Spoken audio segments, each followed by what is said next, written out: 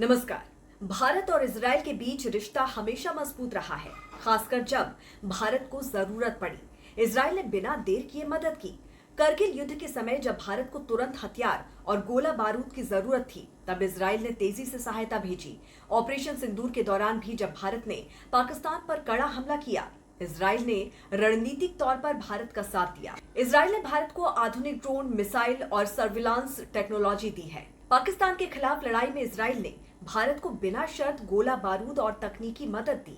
अब भारत की ताकत को पहचानते हुए इजराइल ने भारत से करीब 15,000 करोड़ रुपए के हथियार खरीदने का फैसला लिया है। इजराइल भारत की एक डिफेंस कंपनी से यूनिवर्सल रॉकेट लॉन्चर खरीदने जा रहा है। ये लॉन्चर आत्मनिर्भर भारत के तहत देश में ही बने हैं और बेहद उन्नत और ताकतवर माने जा रहे हैं। भारत में बने ये रॉकेट 300 किलोमीटर तक मार कर सकते हैं और इनकी क्वालिटी इतनी बेहतरीन है कि इजराइल जैसे ताकतवर देश ने अमेरिका को छोड़कर भारत पर भरोसा जताया है। इजराइल इस समय ईरान, हमास और हिजबुल्लाह जैसे संगठनों से घिरा हुआ है।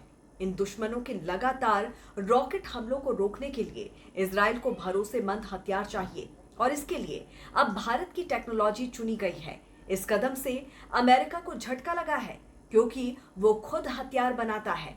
फिर भी इजराइल ने भारत के बनाए हथियारों को चुना है। भारत ने इजराइल से 70 से ज्यादा MRSAM मिसाइलें खरीदी, जो कि भारतीय नौसेना के जहाजों पर लगेंगी। इसके अलावा $630 मिलियन की लंबी दूरी की मिसाइल डील भी की गई है, जो इजराइल एरोस्पेस इंडस्ट्रीज यानी कि IAI के साथ हुई है। हालांकि भारत ने साफ कहा है कि वो इजराइल को तोप या बम जैसे सीधे युद्ध में इस्तेमाल होने वाले हथियार नहीं देगा।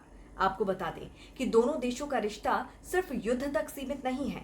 खेती, पानी बचाने और साइबर सुरक्षा में भी इजराइल भारत का मजबूत साथी बना हुआ है।